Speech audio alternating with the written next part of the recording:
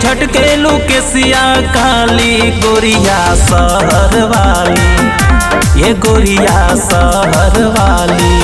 जान मारे ओठावा के लाली गोरिया शहर वाली, जान मारे कनावा के बाली गोरिया शहर वाली।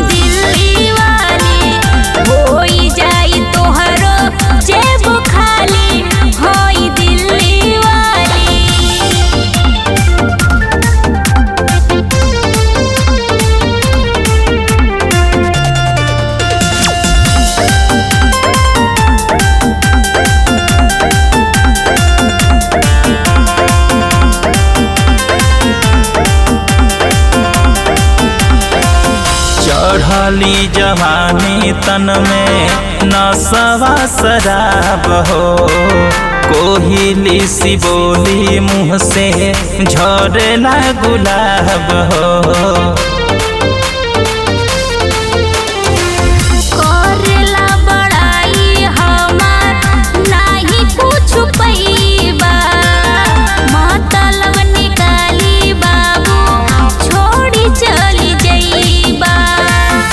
न तोह के जन्म जन्म तक बन जा हमार घर वाली गोरिया शहर वाली, ये गोरिया शहर वाली।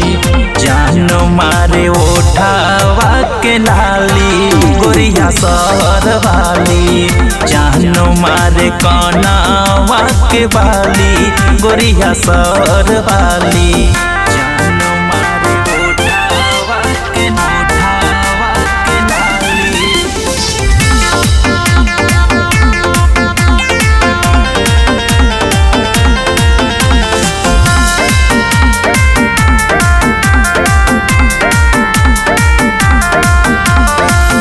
चले लू पहनी गोरी जींस और टॉप हो, ओहो जाला लही कन के नियत खराब हो।